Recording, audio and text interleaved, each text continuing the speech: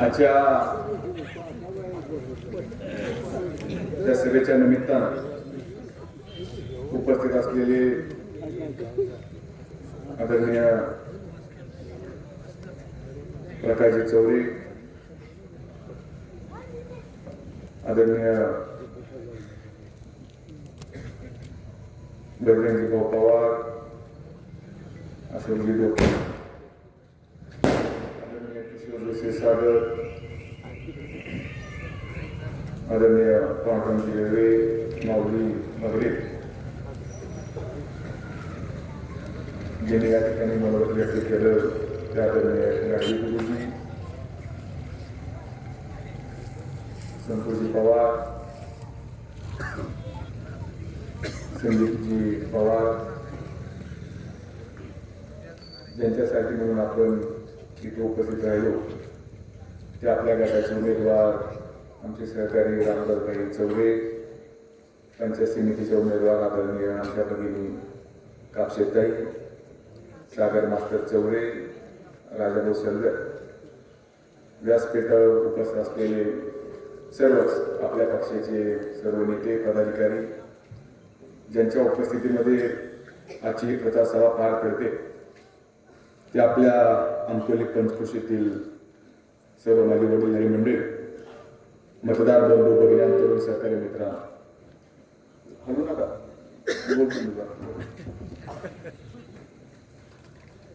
येणाऱ्या 7 तारखेला जिल्हा परिषद आणि पंचायत समितीची निवडणूक होते आणि त्या निवडणुकीमध्ये आपण आपल्या गटामधून आणि गणामधून भारतीय जनता पार्टीचे अधिकृत उमेदवार रामदासभाई चौरे आणि कापशेताई या दोघांना जास्तीत जास्त मतांना निवडून द्यावं ही विनंती करण्यासाठी मी आज आपल्या समोर या ठिकाणी उभा आहे. खरं तर बंधूंनो, जिल्हा परिषदेची निवडणूक ही तब्बल 8 वर्षानंतर होते.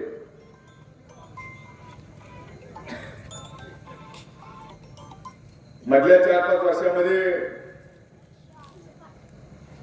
आपण विसरून गेलो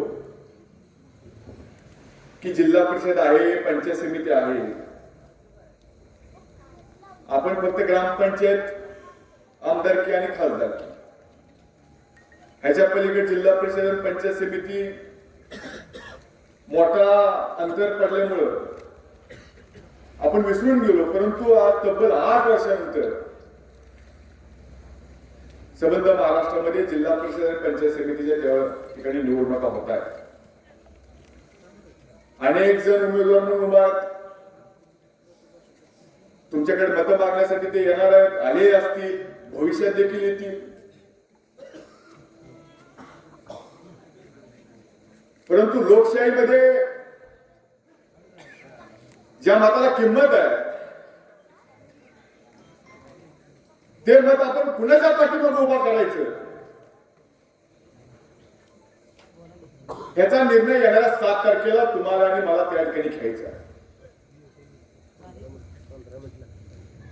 मगाशी प्रास्ताविकामध्ये आमच्या काका पवारांनी सांगितलं की गेल्या 5 वर्षामध्ये यशवंत तात्यांच्या माध्यमातून जो आम्ही तुम्हाला शब्द दिला होता तो शब्द पूर्ण करण्याचं काम आम्ही मालकांच्या मार्गदर्शनाखाली यशवंत तात्यांच्या माध्यमातून आम्ही त्या ठिकाणी पूर्ण करण्याचा प्रयत्न केला. कारण 2019ला तुम्ही आम्हाला आमच्या अपेक्षेपेक्षा चांगलं मतदान आम्हाला त्या ठिकाणी तुम्ही दिलं होतं. म्हणून आमचं सुद्धा काम होतं की जो विश्वास तुम्ही दिलेला आहे त्या विश्वासाला पात्र राहून जे जे काही शक्य आम्हाला ते काम करण्याचा आम्ही त्या ठिकाणी प्रयत्न केला.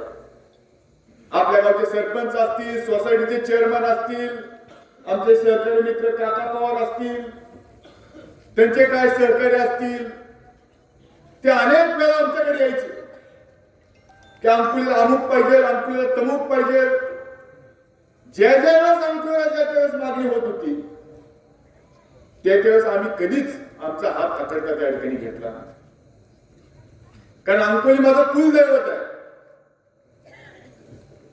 आणि माझ्या देवाच्या गावाला ज्या दिवस निधी पाहिजे त्यावेळेस मी एक पाऊल पुढे येऊन अंकोलीला मदत करण्याचं काम त्या ठिकाणी आम्ही त्या ठिकाणी केलं.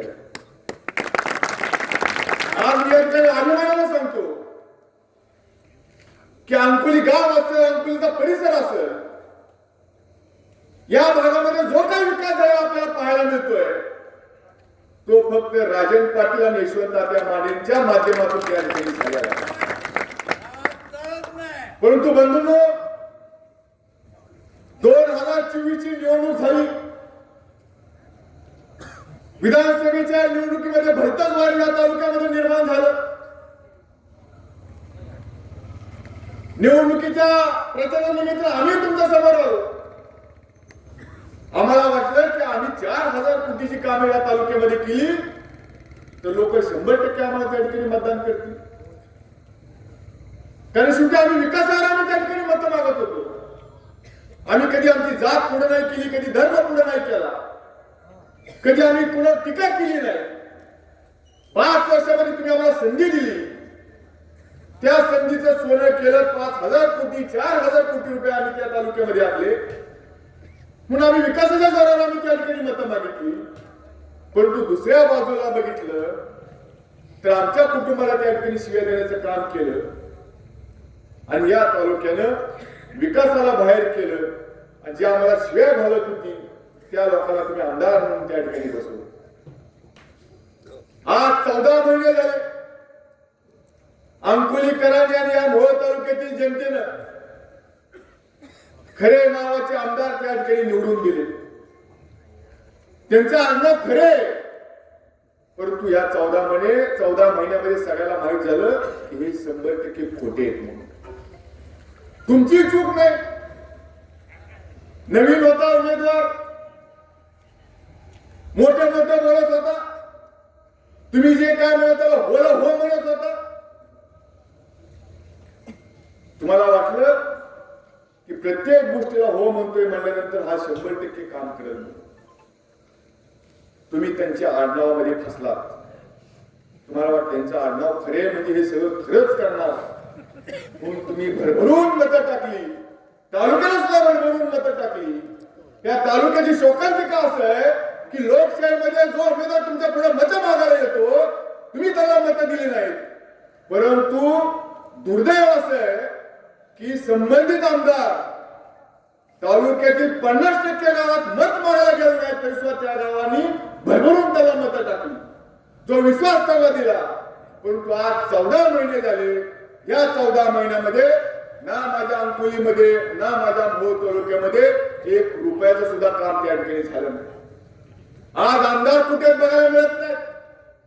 तुम्हाला फक्त मोबाईलवर आमदार बघायला मिळतात. आमदार कधी मोबाईलवर सांगत नाहीत मी अंकुलीला एवढा निधी आणला, मी शेलगावला एवढा निधी आणला, मी कोथळा कधी एवढा निधी आणला. ते कधीही सांगत नाहीत. ते फक्त एवढंच सांगतात की राजन पाटलाला शिव्या द्यायच्या, राजन पाटलाच्या दोन्ही पोराला शिव्या द्यायच्या, आंबेडकराला शिव्या द्यायचा, एवढंच माझं काम आहे असं त्यांचा भ्रम त्या ठिकाणी झाला. आज 14 महिने झाले. किती वेळा आलो आपल्या अंकुलीमध्ये ते. आज तरुणांचे प्रश्न असतील, शेतकऱ्यांचे प्रश्न असतील, कधी त्यांनी आवाज उठवला काय या संबंधित मध्ये. 14 महिन्यामध्ये कधी सुद्धा या तालुक्यामध्ये ते कधी फिरकले नाही. आज जर माझ्या तरुणाचं एखादं काम असेल, माझ्या शेतकऱ्याचं काम असेल तर माझ्या शेतकऱ्याला, माझ्या तरुणाला मोहोळला जावं लागत नाही आमदारांना भेटायला. मोहोळ तालुक्याच्या बाहेर पंढरपूर तालुक्यामध्ये गोपाळपूरला त्या ठिकाणी जावं लागतं. गोपाळपूरला जावं लागतं, तिथं सुद्धा भेट होत नाही. तिथं सुद्धा त्यांचे पीए सांगतात की आमदार साहेब झोपलेत, तुम्ही दम काढा. 3-3 तास बसावं लागतं. 4 तासानंतर त्यांच्या जर मनात आलं की आज आपण ह्याला भेटू तर ते वरून खाली येतात, नाहीतर ते येत नाही. मला सांगितलं एकानं सांगितलं की आम्ही असंच गेलो म्हणजे एका पट्टीसाठी नरखेड भागातला होता. एक पट्टी मागायला आम्ही गेलो म्हणजे 3 तास थांबलो म्हणजे खाली आला नाही. त्यांनी सांगितलं काय येणार नाही तर तुमच्या गावामध्ये आम्हाला पद्धत कमी पडली. ही लोकशाही आहे.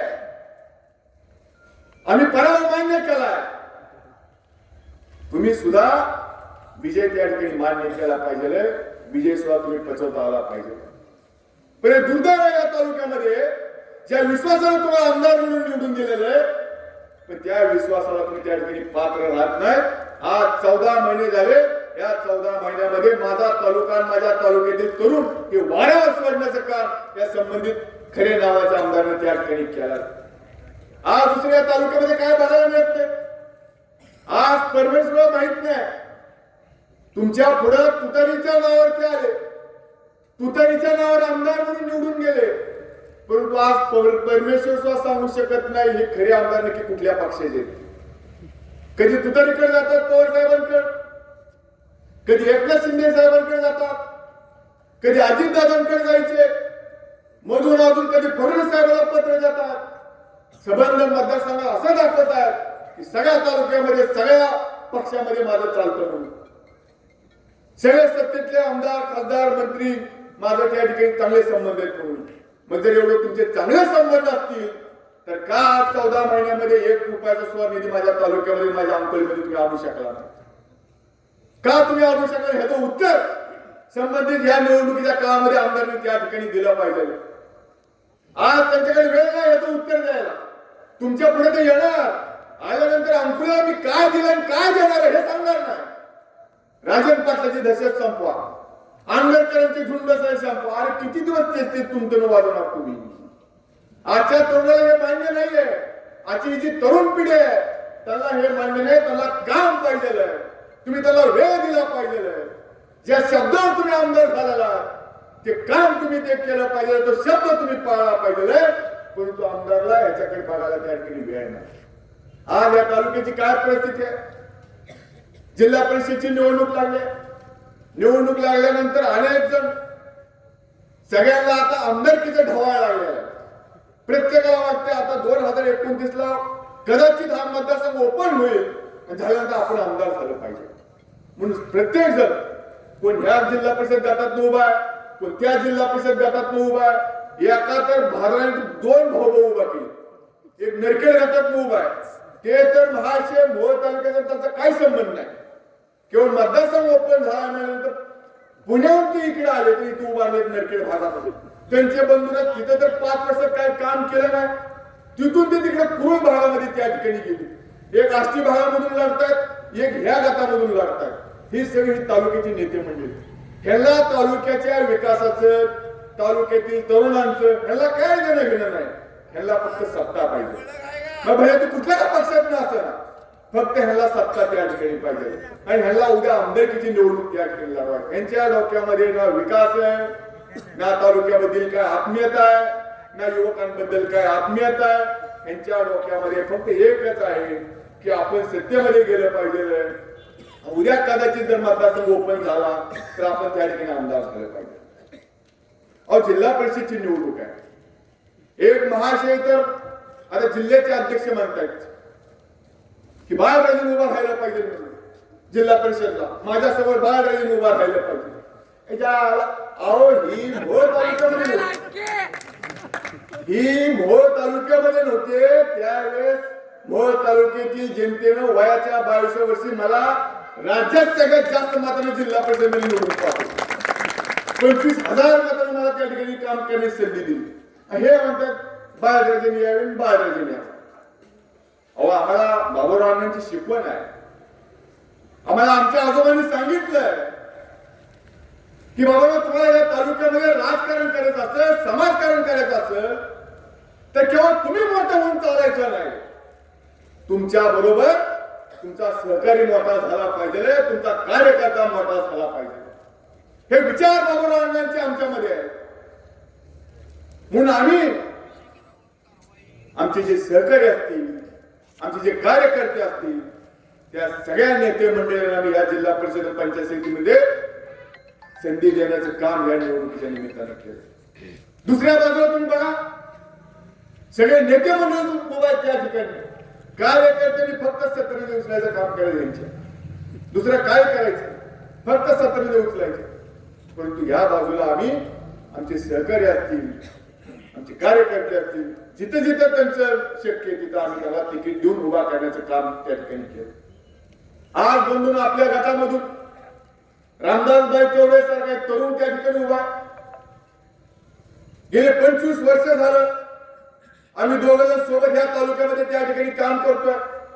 मी अतिशय जाऊन त्यांना त्या ठिकाणी पाहिलंय. अतिशय प्रामाणिक कार्यकर्ता म्हणून ह्या तालुक्यामध्ये रामदासभाई चौरेंची त्या ठिकाणी ओळख आहे. बंधूंनो, एखादी निवडणूक जर लढवायची म्हणलं तर त्याचं चारित्र्य सुद्धा तुम्ही त्या ठिकाणी बघितलं पाहिजे. त्यानं कुणाला टोप्या घातल्यात का, तो किती लबाड आहे का, किती खरं बोलतो का, हे सुद्धा तुम्ही त्या ठिकाणी बघितलं पाहिजे. नुसतंच तुमच्या समोर येऊन हातामध्ये 10 बोटात अंगठ्या घालून हात इकडे करून हात तिकडे करून ही जर मोठी मोठी भाषणं करायला लागली तर त्याच्यावर तुम्ही मतं टाकत असाल तर ह्याच्यापेक्षा मोठं दुर्दैव त्या ठिकाणी असू शकत नाही. आज रामदासभाई चौरेंकर मोठा अनुभव आहे. पिनूर सारख्या मोठ्या गावामध्ये ते काम करतात.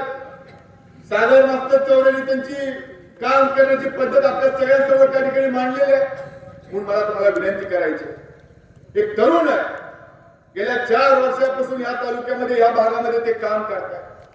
कोरोनाच्या काळामध्ये त्यांनी काम केलं. त्याला माहित नव्हतं हा गट ओपन होईल का, रिझर्वेशन पडेल इथं का आरक्षण होईल, त्याला माहित नव्हतं. परंतु एक तरुण आहे, त्याला तळमळ आहे. तरुणांमध्ये काम करण्याची त्यांची इच्छा आहे, शेतकऱ्यांमध्ये काम करण्याची त्यांची इच्छा आहे. म्हणून गेले 5 वर्ष झाले रामदासभाई सारखा तरुण आपल्या गटामध्ये त्या ठिकाणी काम करतो. अतिशय प्रामाणिक म्हणून त्या ठिकाणी काम करतोय. म्हणून आपण सुद्धा आपलं कर्तव्य आहे की गेली 4 वर्ष झाले तरुण जर आपल्यासाठी उभा राहत असेल, आपल्या आर्थिक सोडवण्यासाठी येत असेल तर आपण सुद्धा ह्या निवडणुकीमध्ये त्यांच्या पाठीमागे त्या ठिकाणी उभा राहायला पाहिजे. दुसऱ्या बाजूला आमच्या कापसे त्या ठिकाणी उभा आहेत. त्यांचे मिस्टर सुद्धा टाकळी सिकंदर गावामध्ये गेले 3 टर्म झाले ग्रामपंचायतचे सदस्य म्हणून काम करतात. म्हणजे एका बाजूला पूर्ण ह्याला अभ्यास आहे, काम कसं केलं पाहिजे, तुम्ही निवडून दिल्यानंतर लोकांपुढे कसं गेलं पाहिजे, कामाची पद्धत त्यांना माहित आहे सगळ्यांना. म्हणून मला तुम्हाला सगळ्यांना विनंती करायची आहे की येणारी 7 तारीख ही फार महत्वाची. ह्या महत्वाच्या तारखेला तुम्ही भारतीय जनता पार्टीच्या पाठीमागे त्या ठिकाणी उभा राहिला पाहिजे. बंधूंनो, केंद्रामध्ये भाजपचं सरकार आहे, राज्यामध्ये भाजपचं सरकार आहे. परवा तुम्ही बघितलं असं सोलापूरमध्ये इतिहास घडला. 102 पैकी 87 भारतीय जनता पार्टीचे लोक निवडून आले. म्हणून आपण सुद्धा सत्तेच्या विरुद्ध जाऊन त्या ठिकाणी चालणार नाही. आपण सुद्धा आपली जर कामं करून घ्यायची असतील, आपले काही प्रलंबित प्रश्न सोडून घ्यायचे असतील तर आपण सुद्धा प्रवाहाच्या बाजूने त्या ठिकाणी जावं लागणार आहे. प्रवाहाच्या विरोधात आपल्याला जाऊन त्या ठिकाणी चालणार नाही. आज आपल्याला गोरे साहेब असा का खमक्या पालकमंत्री त्या ठिकाणी मिळाला, ग्राम विकास खातं त्यांच्याकडे. तुम्ही जर आमचे सदस्य निवडून दिले तर जेवढं काही शक्य तेवढं आपण निधी गोरे साहेबांच्या माध्यमातून आपण आपल्या अंकुलीकरांना आपल्या गटामध्ये त्या ठिकाणी आणू शकतो. तुम्हाला सगळ्यांना सांगायचं की ही निवडणूक तुम्ही गांभीर्याने त्या ठिकाणी घेतली पाहिजे. जी चूक तुम्ही 2024 ला केली ती चूक भरून काढण्याची वेळ ही जिल्हा परिषद आणि पंचायत समितीची आहे. म्हणून बंधूंनो, येणाऱ्या 7 तारखेला आपल्या गावातून कमळाशिवाय दुसरं मत त्या ठिकाणी पडलं नाही पाहिजे. यांची तलब एकदा कायमची तुम्ही जिरवली पाहिजे. ह्यांना प्रत्येक निवडणूक आली की सारखं बुदगुल्या होते, या मंडळींना सारखं बुदगुल्या. ह्यांना आमच्या कुटुंबाशी दुसरं काहीच येत नाही. ते जर आले ना उद्या प्रचाराला, त्यांना सांगा तुला काय बोलायचं ते बोल, 5 मिनिटं फक्त राजन पाटलाचं कुटुंबाचं तुम्ही नाव घेऊ नका. भाषण करू शकणार नाही, भाषणच करू शकणार नाही. सकाळी उठले की राजन पाटील, झोपच तर राजन पाटील. एवढं राजन पाटील त्यांची 2 पोरी यायला आवडते माहिती आहे. म्हणून मी काल खंडाळीमध्ये तिथं सांगून टाकलं, बाबा आमची तुम्हाला एवढीच आवड असेल तर तुझ्या पोराच्या मागे आमची नावं लावून टाक, कायमची लावून टाक, एवढीच आमच्या नावाबद्दल तुला आवड असेल. बुद्धून आपला तालुका हा सुसंस्कृत तालुका आहे. या तालुक्यानं बाबुराव अण्णांचं राजकारण बघितलं, संभाजी गरड साहेबांचं राजकारण त्या ठिकाणी बघितलं, शाजीराव पाटील साहेबांचं या ठिकाणी राजकारण बघितलं. पण ही सगळी जी नेते मंडळी यांनी कसं असलं घाणेरडं राजकारण कधी या ठिकाणी केलेलं नाही. विकासाचं राजकारण त्या ठिकाणी केलं. मला आजही आमच्या वडिलांनी त्या ठिकाणी सांगितलं की ज्यावेळेस 1985 ला आमचे आजोबा बाबुराव अण्णा पाटील पराभूत झाले 186 मतानं, त्यावेळेस शहाजीराव पाटील साहेबांना सगळ्यात पहिला हात तुम्ही घातला असाल तर तो बाबुराव पाटील त्या ठिकाणी घातला. ही संस्कृती या मोहोळ तालुक्याची, परंतु अलीकडच्या काळात ही नवीन कुठली नेते म्हणजे या तालुक्यामध्ये उगत स्थान झाले, त्यांनी ही सगळी संस्कृती बिघडून टाकली. ह्याला वाटतं की राजन पाटलाला शिव्या दिल्या, आंगरकरला शिव्या दिल्या म्हणजे आम्हाला लोक आमच्या पाठीमागे. एक तर बहादूर साहेब ही निवडणूक पिनविरुद्ध आंगरकरांची, पिनविरुद्ध आंगरकर. आंगरचा काय संबंध?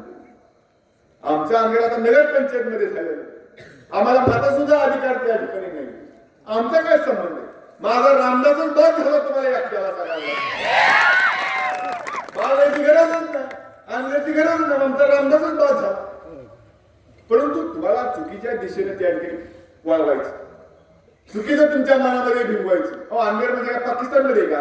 मोहोळ तालुक्यामध्ये आम्ही पाकिस्तान मधले मोहोळ तालुक्यामध्ये एवढा का द्वेष तुमच्या मनामध्ये, एवढा का द्वेष? म्हणून बंधूंनो, तुम्ही सगळ्यांनी या सगळ्या गोष्टीचा विचार या निवडणुकीमध्ये तुम्ही त्या ठिकाणी केला पाहिजे. आपले जे काही प्रश्न असतील, जे काही राहिलेल्या सुविधा असतील तुमच्या, मी तुम्हाला खात्री देतो की ज्यावेळेस आपले सगळे सदस्य त्या ठिकाणी निवडून येतील, ती पुढची जबाबदारी ही आमची आहे. जोपर्यंत तुम्ही आमचे सदस्य त्या ठिकाणी निवडून देणार नाही, तोपर्यंत आम्ही पालकमंडळ त्या ठिकाणी बोलू शकत नाही. बंधूंनो, पहिला पक्ष वेगळा होता, ही पक्ष लय खतरनाक आहे. इथं काय, इथं बाप दाखवण्याचं श्राद्ध घ्या. ही दुसऱ्या पक्षात कसं होतं, ह्याला बांधायचं त्याला बांधायचं चालत होतं. इथं नाही. इथं तुम्ही निवडून दिलं, तुम्ही 1 लाख मागितली ती 10 लाख रुपये तुम्हाला देणार नाही. तुम्ही 1 कोटी मागितली ती 10 कोटी तुम्हाला निधी द्या. तेव्हा आपण सुद्धा भारतीय जनता पार्टीच्या पाठीमागं उभा राहिलं पाहिजे. ही काळाची गरज आहे. आज देशाने स्वीकारलंय, राज्याने स्वीकारलं, तेव्हा आपण सुद्धा त्या ठिकाणी स्वीकारलं पाहिजे. म्हणून गोरे साहेबांसारखा खमक्या पालकमंत्री आपल्या त्या ठिकाणी लाभलेला, तुमचे जे काही प्रश्न असतील ते आपण मार्गी लावण्याचा त्या ठिकाणी प्रयत्न करू त्यांच्या माध्यमातून. पण हे कधी होणार? तर जोपर्यंत रामदास भाई आणि आमच्या कापसेचे त्या ठिकाणी निवडून येणार नाही, तोपर्यंत. ते ज्या दिवशी निवडून येतील, दुसऱ्या दिवशीपासून ही जबाबदारी आमची आहे. ही जबाबदारी आमची पुढच्या 5 वर्षामध्ये तुमची त्या ठिकाणी कामं मंजूर करून घ्यायची. गाडगे गुरुजींनी सांगितलं की आमचा रस्ता आम्हीच केला म्हणून मंजूर, तुमचा औंढीला जायचा रस्ता अनेकांनी नेला पण आम्हीच करून दिला. पुळूर रस्ता काका पवारांनी 50 लाख मागितले होते, आम्ही सिमेंट कॉन्क्रीटचा रस्ता त्या ठिकाणी करून दिला. आता औंढीला परत खड्डे पडले. गाडी गुरुजी गेले काय? आता परत खड्डे पडले तुमच्या. आता रामदास भाई खालचा लेर आम्ही करून देता. आता खड्डे बुजवायचं काम ते तुमचं आहे. त्यामुळे तुम्ही हे लक्षात राहू द्या. हे आमचं रामदासबाई, हे आमचं कुलदैवताचं गाव आहे. इथं लावड बोलून चालत नाही. भारीच काम आहे. जे शक्य आहे ते होणार. आता दर्शन मिळालं माझं तोंड टिकलं, त्यामुळे लबाड काय बोलणार नाही. जे शक्य आहे ते आम्ही करणार. तेव्हा मित्रांनो, 7 तारीख ही अतिशय महत्वाची आहे. मला खात्री आहे की 2024 ची ही जी चूक आहे तुम्ही निश्चित ती भरून काढल्याशिवाय राहणार नाही. आणि ह्या भागात सगळ्यात जास्त मदत दिक्य ते माझ्या अंकुलीकर दिल्याशिवाय त्या ठिकाणी राहणार नाहीत, एवढी खात्री मी या सभेच्या निमित्तानं आपल्याकडून व्यक्त करतो. त्या ठिकाणी सांगतो. जय हिंद, जय महाराष्ट्र.